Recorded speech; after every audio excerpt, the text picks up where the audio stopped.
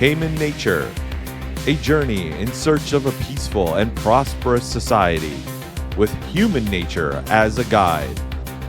Led by your host, Adam Heyman. Hello, and welcome to Human Nature. With me, as always, my trusty sidekick, Tyrone. How you doing, buddy? Hobo and the Hizzie doing good. Hobo Hizzie. That's a real good name for a band.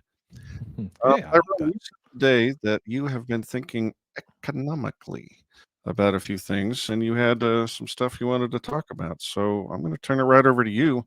Why don't you show us some charts and graphs and intersections and equilibria?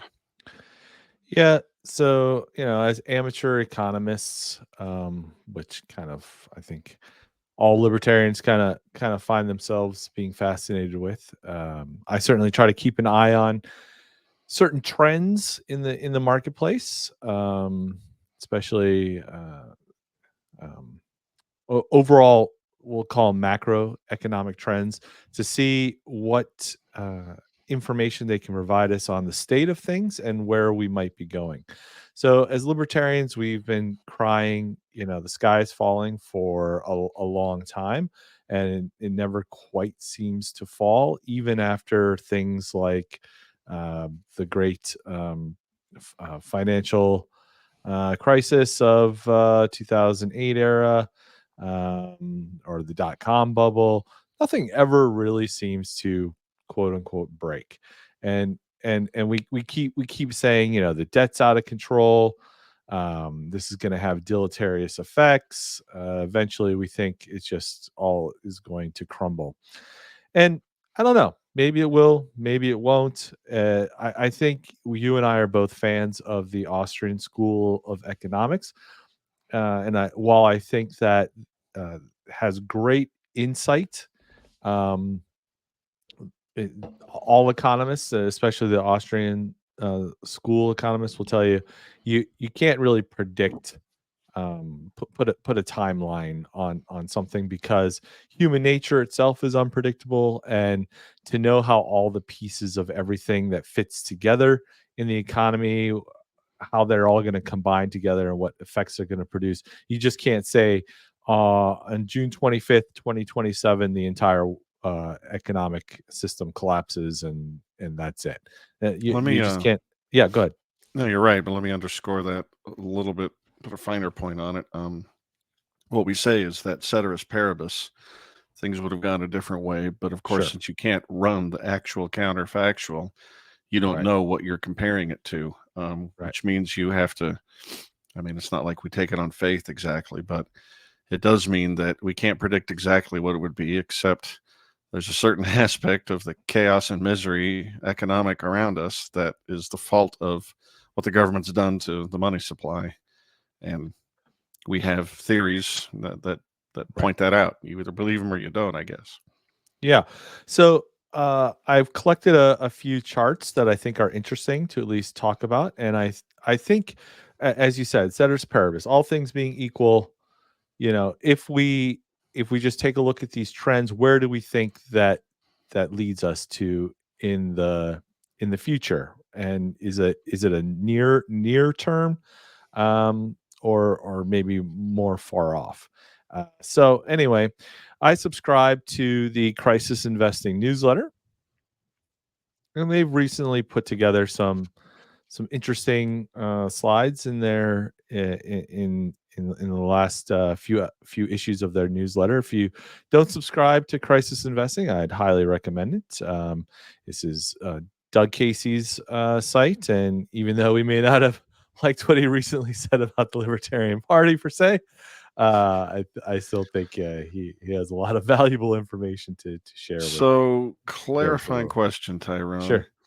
For those who are just listening, we have a slide titled Worldwide Commodity Sales. Yep. And oil is dwarfing by 5 or 6x the closest listed commodity, which is copper, Yep. followed by gold, iron, zinc. And it's got X number of billions on one axis. Yep. My question is, what time period are we talking about here? This is today. Just This one is day's worth of sales. not today, but this is it's a I want to say this is, gosh, sorry, I would have to look that up, but it's recent. It's, this is sort of maybe on an annualized basis. This is the number of dollars and billions that So this is the normal. Like world, if we went back just normal. several Yeah. decades, it would look like this. Yeah. Yep. Okay. Yep. Exactly. Okay. Oil has been the dominant commodity Gotcha. uh, That for was the my world's question. engine for the last century, right? At least But compared to the things listed, which are sure, minerals mostly. sure. The point I'm going to get to, and why I'm starting with worldwide commodity sales, is because I'm going to tie this into the subsequent slides, because they're all related. And so you may say, well, okay, this is great. This is a nice sort of snippet of economic world activity, but what does this have to do with anything? Okay. I want to start with the point being that oil is the thing. It's very important. It it is what drives the world economy. Oil is the blood of the worldwide global system. And so if you want to understand what's happening in the economy, you need to understand what's happening with oil. So moving on to so keeping that in mind, this next slide talks about global reserve currencies since 1450. Okay, now perhaps you're starting to piece some things together here from that previous slide. But what's very interesting, just from a historical perspective, is that we now consider the United States dollar to be what they call the world reserve currency, right? But there have been other world reserve currencies throughout history, and they go through cycles. So the first really big global empire was the Portuguese, right? They discovered sort of the route to Macau, Japan, China, uh, all over the world. South Africa or Africa. They had colonies everywhere. They were the first true global empire, global economic force. So we're starting with in 1450 the Portuguese real as being the first sort of global currency.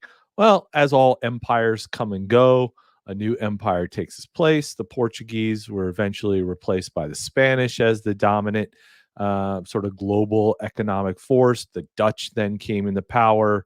They became a huge economic force. The French then took over. Eventually, the British then became the superpower, and which then eventually led to the United States taking over that title.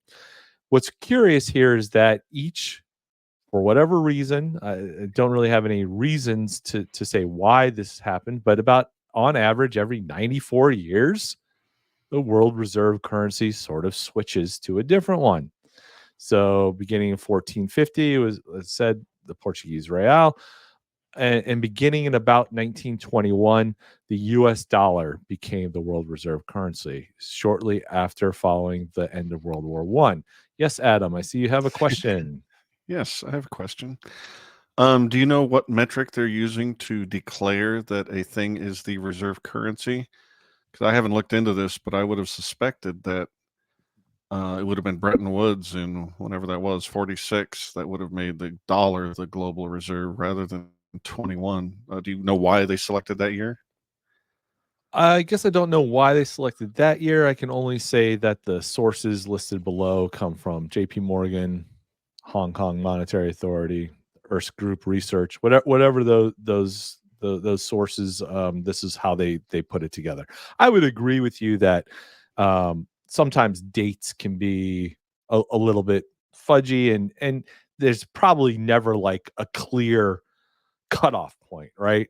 These things likely overlap each other a bit.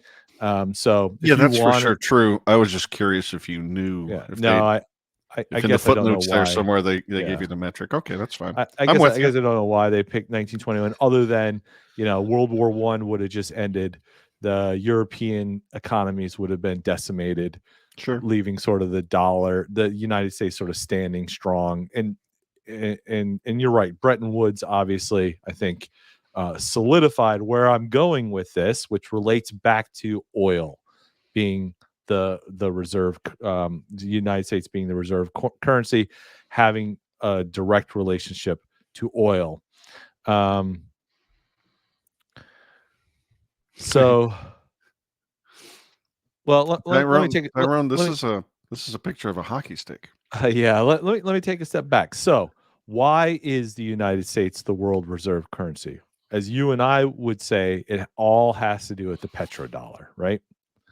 So we may have begun as the world reserve currency following World War One, but really we came into being after we went off the final vestiges of the gold standard in 1971 and switched over to this deal with Saudi Arabia to make all purchases of oil in U.S. denominated dollars, which in effect created the United States world reserve currency. So if you want to say it began in 1921 or 1971 or somewhere in between, no one's disputing that the United States dollar is the world reserve currency as it stands today, and it's all tied to oil. Okay, so but 1971 is the key inflection point. That's when Nixon took us off the world global took us off the gold standard because we couldn't repay the French. So we defaulted on that agreement with them and switched over to an oil-based petrodollar reserve currency. So the same year in 1971, when all of this happened, this goes to show the effect of going off the gold standard and what immediately happened. So you can see that U.S. government debt, historical debt from 1790 to today. Can I? Yeah, go ahead, Adam. Sorry, Tom. Let me ask a clarifying question. Sure. A lot of people would say that the dollar is the reserve currency of the world because our military is the strongest, and all these dollars get used for all these transactions for some good reasons, some inertia reasons, and some we might Gaddafi you if you try to not do that reasons. But you started using the phrase or term petrodollar. Are you using that simply because it is the fact that it is the dollar that's the medium of exchange for all of these oil deals? That's correct. That is making okay. I just wanted to draw the connection between the use of the term and why. Yeah, sorry. I assume everyone knows what I mean by petrodollar, but maybe I'll take a step back, do a 30-second historical thing here and the definition of that term petrodollar. So, but before 1971, the world would purchase oil from the Middle East, primarily Saudi Arabia, in any currency they wanted. They could pay for it in gold, they could pay for it in francs, they could pay for it in liras, pounds, whatever. Nixon went to Saudi Arabia and made a deal with the House of Saud, saying, we will support you militarily. We will defend you. We will prop you up. We will ensure that the House of Saud remains in power forever, as long as the United States is in existence, so long as you agree that anyone in the world, any country in the world that wants to buy oil from you has to pay for it in United States dollars. By making this deal, it made the United States dollar the most powerful currency in the world because everybody now needs dollars to get oil, and everybody needs oil. Slide one showed that it's all about oil. If you don't have oil, you don't have an economy. And the only way to get oil is to buy it with United States dollars, which means how do you get United States dollars? You have to buy United States Treasury debt. So that is how the petrodollar replaced the gold standard and kept the United States in power. Because if this deal hadn't been done and we just defaulted on all of our gold obligations, the United States would have gone bankrupt and ended right then and there in the 1970s. So by using our military strength, our military force, we created this petrodollar. So now that all the world is reliant on United States dollars, they have to have them. And the only way you can get United States dollars is to buy our debt. Now, up until this year, that was staying in place. But now, as I'm sure you've seen in the news, Saudi Arabia has said, we're done with this. So the deal was a 50-year agreement. It started, so Nixon sort of made the deal in the early 70s, but it really didn't go into effect, I think, until 74 or 73, something like that. So now it was a 50-year deal. 50 years have passed. Saudi Arabia has decided we are not renewing this, and they have now started accepting payments in other currencies for oil. So you're seeing this thing called the BRICS come into being, which is going to be competitive to the United States dollar for perhaps a new reserve currency. Anyway, the point is the United States is losing its foothold on what's considered to be the world reserve currency, and it's probably a matter of time. It's not going to happen overnight, but 10, 20, 30 years from now, it is highly unlikely that the United States dollar will be the world reserve currency. So what's that going to mean for the United States? It's going to have some serious implications because, as you can see, going off the gold standard in 71, our debt has, as you described it, gone like a hockey stick. It is just the chains are unleashed, and the government is now just spending. And the only reason the government can keep spending, because there's not enough income taxes in the United States to pay for all of our deficit spending. If the government truly wanted to, what's Biden's last budget proposal, 7.9 trillion or some astronomical number like that. Tax revenue, federal income tax revenue, is only something like 2 trillion or 3 trillion dollars, right? So all of the rest of that has to be financed through deficit spending. That is, they have to borrow the money. And the way borrowing the money works is they sell treasury bills, they sell T-bills at auction, and other countries buy up those bills, and that's how we finance our debt. And the only reason other countries buy up all our bills is because they need the money, they need the dollars to pay for oil. Okay, so the United States government has been able to just spend without any consequence, because what's the rest of the world going to do? Not buy oil? Sorry, suckers, you're trapped. And so finally, we now get to the debt as percent of GDP. Okay, we are now at the highest debt level as a percentage of GDP in history, greater than it was in World War II, which was the highest previous to that.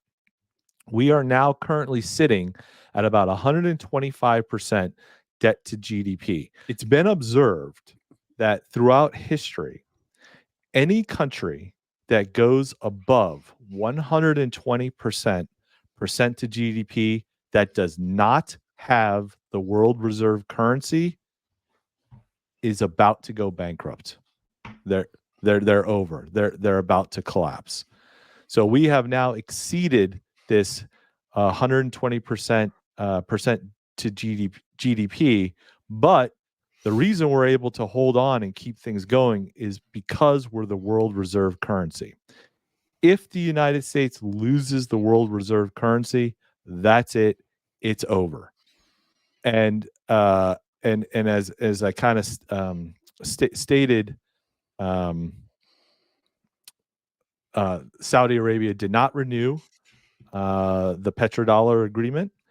BRICS is coming into existence, and the United States it's a matter of a couple of decades at most before the reserve currency is no longer the US dollar. And at that point, inflation goes wild. At that point, we will join the likes of Venezuela at, I think they're at about 241% debt to GDP. Argentina was going crazy with their inflation prior to Malay coming in. Greece Italy, they all have astronomical deficits and bad inflation. So what I'm trying to put here with these charts is, again, can't go back to Austrian economics and give you an exact date of when these things break, but and I don't want to be Chicken Little saying the sky is falling, and it's never coming. But if there was ever some cold hard facts that I could present to say the end is sooner than later, I think those charts make a good case for it. So that's my little presentation for you, Adam. What do you think? Well, I wonder if the nukes are on their way to Riyadh, is what I think. Well, I think the saying the war is health of the state is because of this. All right. Well, let me give you a couple of. I'm not arguing the point, but I may be asking some probing questions. In the description of this video, I will find a link to an article that I read a few years ago on Mises.org about this issue, about exactly what percentage of global trade, not just oil, but everything, is conducted in US dollars over the years, and what's likely to happen if that were to start to break apart. Because it wouldn't go to zero, because the alternatives are still other crappy fiat currencies. And it's always been the case. I didn't know that Nixon specifically created the petrodollar when Saudi Arabia, I guess Arabia back then, was the predominant exporter. But he only got that deal with one country, right? So Saudi Arabia. Mm-hmm. If the US dollar was going to shit and people didn't want to use it, they could just buy oil in the secondary market, right, and pay a little bit of a premium. So it's not like that one deal. It's not like that one deal mandated that everybody use dollars. They were using it because it was the best alternative in a sea of wretched alternatives. So so it is a complicated story, but that was essentially the creation of OPEC, right? So Saudi Arabia, the House of Saud. So then, yes, Arabia became Saudi Arabia. They then sort of created this organization to sort of put a control on many of the oil producing countries of the Middle East. The ones that stood out against them were Iran, and in our hemisphere, Venezuela. Well, look at what happened to those countries. The United States immediately started coups and overthrowing in Iran, embargoes, right? They are now the number one enemy, sanctions, and Venezuela. I mean, God, it would a whole. We need a whole year to going through the history of that. But you want to talk about just destroying an economy. Those are the two major oil producing competitors. I was only half joking, by the way, mentioning Gaddafi, because there's definitely a factor in why Hillary and Obama wanted to unseat Gaddafi in Libya was because he was floating the idea of using some sort of a gold-backed something as the 100% the unit of exchange for selling his oil. Yeah, that's right. The United States will not tolerate anyone else selling oil in the world unless they're going to pay for it in dollars. So Iran wasn't part of that. So they're now enemy number one. They're the biggest terrorist organization. We can't, right? Venezuela was not going to play along with the United States either. Right. So the reason I brought that up is I'm not going to make any predictions, but Porcupines will. So are you predicting hyperinflation and a currency collapse, or are you predicting a massive military effort, or perhaps just unleashing the CIA and special forces to murder our way back into being the reserve currency? What do you think is going to happen? Yeah, that all these scenarios sort of go through my head at the same time. There's another thing that's about to butt up against the United States economy very, very soon. In 2032, Social Security goes bankrupt. So that's 8 years from now, right? That's it. I mean, that's game over. That's the last domino. Uh, um, at that point, um, they'll have to inflate. Um, with if countries continue to stop paying for oil or pay less and less for oil in the United States dollars, that will unleash inflation.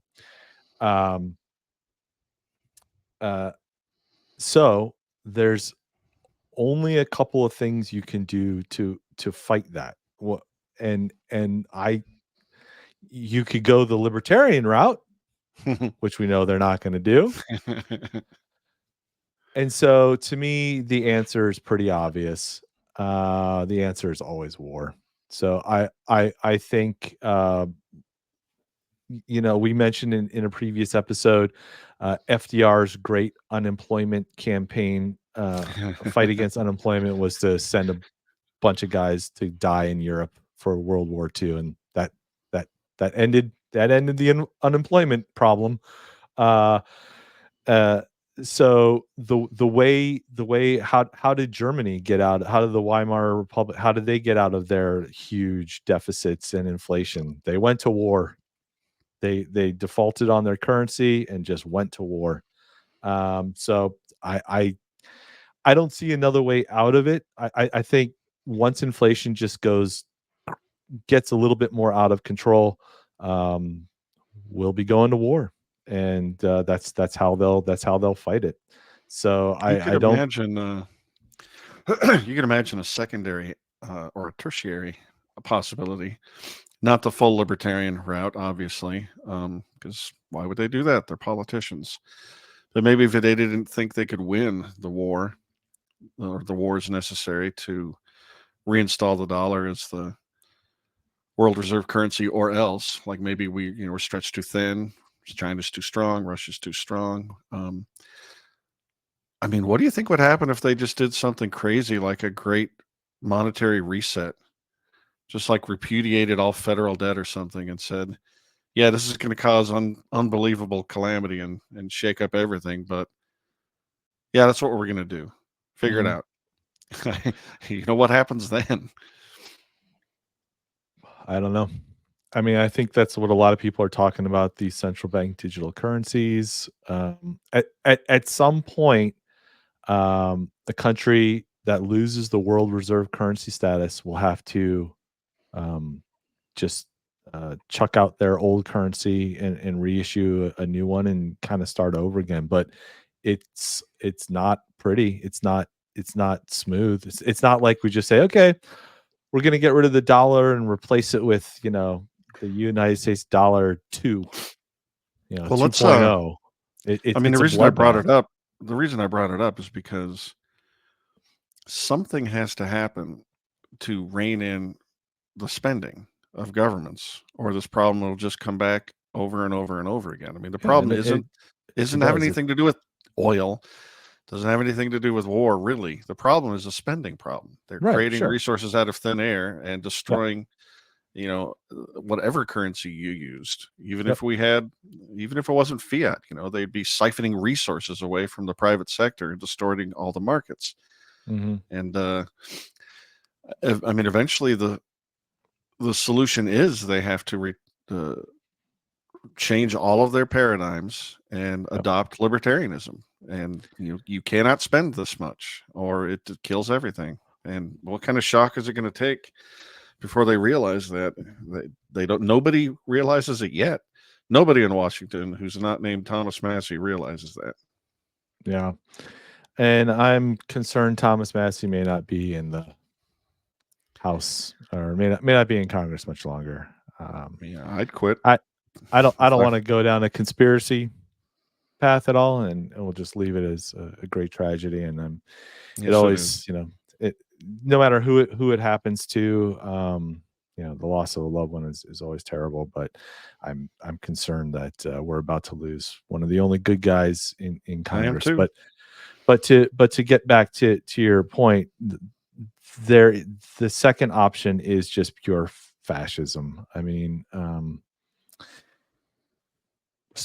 it'd be great if they would. Even fascism won't save us. It just gives us a slightly different flavor of misery as we continue going down the tubes.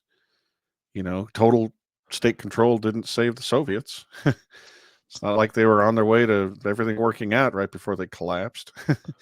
Right, but it is a way for them to extend their power. So in 2032, when Social Security fails, Well, let me push um, back. I yeah, just don't go ahead. think that's true. They extend their power in theory, on paper.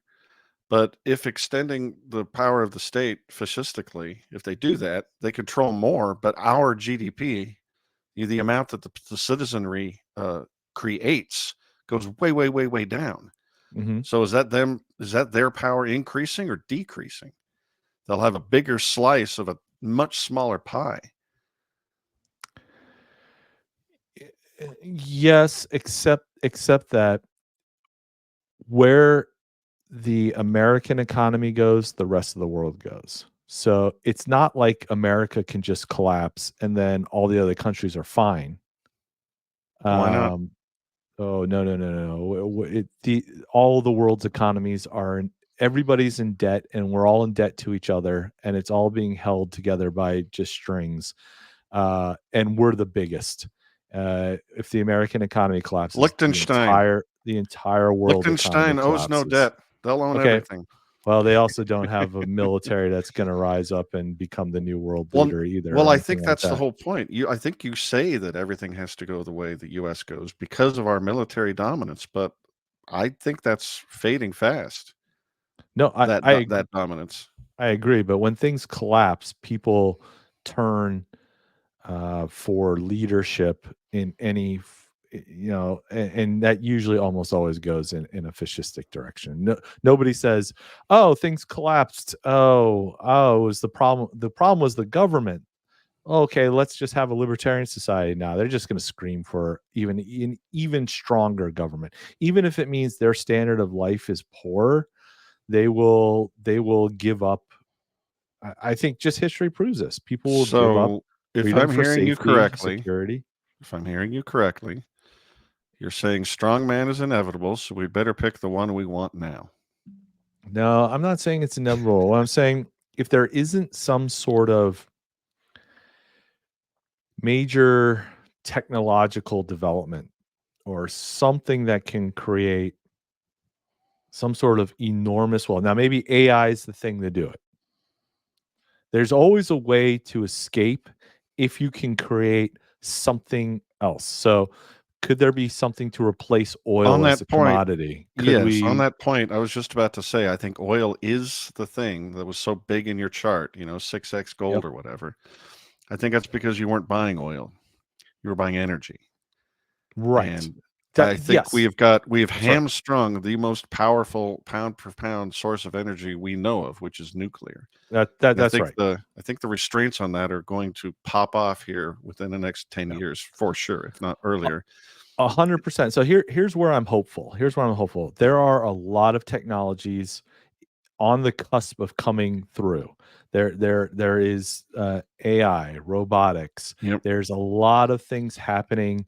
Um, Battery technology. yeah, there's a lot of things happening with the CRISPR technology. If you follow that at all, so imagine being able to extend our lifespan like by another 50 to 100 years to give us another 50 to 100 years of productivity so that you don't have all of these baby boomer generations retiring, and then you don't have to worry about the low birth rates necessarily replacing the population. If we can live longer, you can have like I said, robotics doing a lot of work for us. You can unleash a whole new form of energy, maybe something other than nuclear, maybe something we don't even know about yet, right? There's ways out of this, but we're running out of time. And again, I don't want to go to the Chicken Little. Sky's falling, sky's falling. Libertarians have been saying this for 50 years, but I'm really saying it now. Like, I think the runway is getting shorter and shorter. Like, I think 2032 is a clear deadline. Social Security goes bankrupt 2032. There's no way to save it. All the checks stop going. So No, I then get what? your point. And I mean, I've been predicting currency collapse for decades now. We'd have to wrap up here. Yep. But before we do, I'll give another little bit of a white pill. You alluded to some of the amazing advances in technology that, are going to come along and increase productivity geometrically, perhaps. And historically, these types of things have come up before. The personal computer revolution increased productivity astonishingly. Right. So did the internet in general. I mean, there's the telephone before that, the telegraph. There's just we do seem, no matter how stupid we are, we do seem to be able to increase our technological prowess so that we increase our productivity, so we don't die anywhere nearly as quickly as Ludwig von Mises would have predicted that we would have. Right. And who knows, maybe we'll invent and grow our way out of this one too. I hope so, because I don't want more war and I don't want more fascism. So Yep. Agreed. Fingers crossed, everybody. Thanks for the charts and graphs, Tyrone. That was very, very interesting. I'm sorry, people who were just listening, that probably didn't get any of that. We'll post links maybe to all that stuff in the show notes for this page. And please check us out at heymannature.substack.com. And thank you, everybody. Thank you, Tyrone. We'll talk to you next time. All right. See ya.